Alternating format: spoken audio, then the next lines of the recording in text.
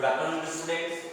आज relational database management system में हम लोग देखेंगे रिलेशनल अलजेब्रा के अंदर अलजेब्रा गणित की एक शाखा जिसको दो मुख्य ब्रांच में बांटे हम लोग, relational based operation, set based operation. Relational based operation आपका कंप्लीट हो चुका है। सेकेंड टाइप देखते हैं सेट ऑपरेशन। सेट ऑपरेशन किसको बोलेंगे? सेट यानी समुच्चय, ग्रुप। सेट समूह, उसको क्या बोलेंगे? समुच्चय बोलते हैं, सेट। तो इसमें क्या होता है, हम लोग 9वीं में गणित में पढ़े समूह सेट गणित को, इसका डेफिनेशन क्लियर करते हैं। ये ऑपरेशन सेट ऑपरेशन से सम्मिलित होते हैं, मतलब समूह गणित हम लोग पढ़े थे 9th में, उसी के आधार पर चलना। सिंपल सेट ऑपरेशन में ऑपरेंड शुद्ध जनरल सेट होता है, मतलब ऑपरेंड जो इसमें पार्टिसिपेट करना है उसमें कितने मेंबर हैं, मेंबर को एलिमेंट बोल सकते हैं। उसके अंदर इस सेट में क्या क्या चीजें वो क्या करेगा, एक सामान्य रूप से समूह का हिस्सा रहता है, वो मेंबर रहता है, उसी पर आधारित रहता है। सेट पर आधारित रिलेशनल ऑपरेशन की स्थिति में ऑपरेंड रिलेशन होते हैं, तो उस अंदर के जो ऑपरेंड रहेंगे उसी को हम रिलेशन बोलेंगे। मतलब अभी जो पढ़ेंगे वो टेबल के आधार पर पढ़ सकते हैं, पहले जो पढ़ेंगे उसको एग्जांपल्स में समझना होगा। रिजल्टिंग रिलेशन के आगे हम रिलेशनल अलजेब्रा ऑपरेशन यूज करते हैं। रिलेशनल अलजेब्रा मतलब उसको टेबल के फॉर्म में पढ़ेंगे, मतलब जो रिलेशनल अलजेब्रा देखिए उसी को सेट बेस्ड पर रखकर बताया जा सकता है। तो ये सेट बेस्ड ऑपरेशन में उसको क्या क्या देखना है? Union operation.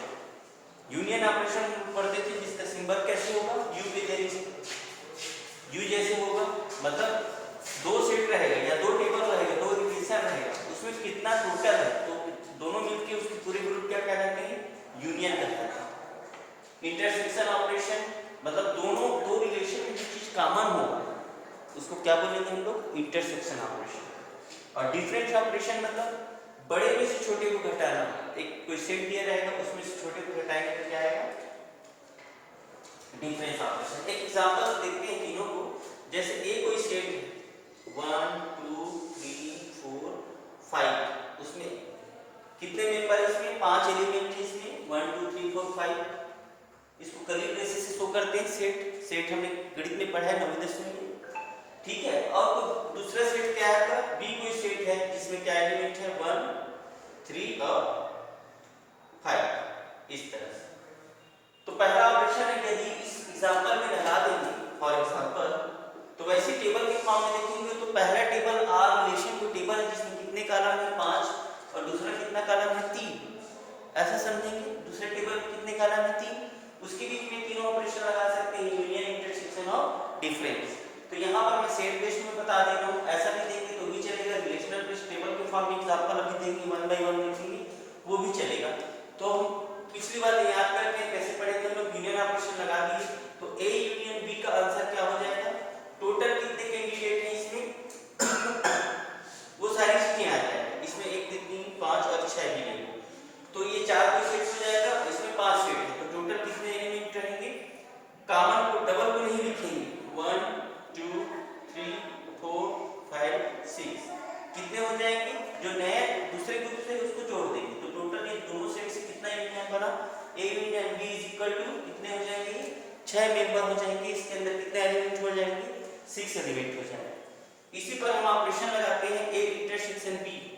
इंटरसेक्शन में जो कॉमन रहता है दोनों सेट में उसी को उसका आंसर हो जाता है। इंटरसेक्शन मतलब सर्वनिष्ठ या उभयनिष्ठ बोल सकते हैं। तो उभयनिष्ठ क्या क्या है इसमें, एक इसमें भी है, इसमें भी है, 2 3 और क्या है आपका 5, ये ठीक है। तो दोनों सेट में, ए सेट में भी 1 2 3 5 है और इसमें भी क्या है 1 3 5 है, ठीक है। सॉरी 2 नहीं है इसमें बी सेट में, तो आंसर इसका क्या हो जाएगा 1 3 और 5। इसको क्या बोलेंगे, ए इंटरसेक्शन बी। इसी में माइनस करके देखते हैं, अगर ए माइनस बी निकालेंगे इस एग्जांपल में तब हमारा आंसर क्या हो जाएगा, इसमें आंसर हमारा क्या हो जाएगा तो इसमें जो रहेगा उसको हटा देंगे, जैसे 1 3 5 है और ये है, तो पहला भी जो बचेगा वही उसका आंसर होगा।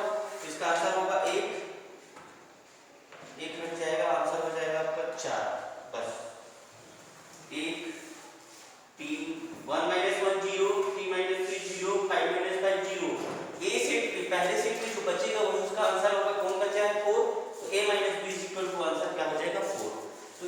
हम टेबल के फॉर्म में देखेंगे, जितने एलिमेंट और मेंबर है उसी को टेबल के फॉर्म में देखेंगे, ठीक है, वन बाय वन इसको ऑपरेशन करेंगे।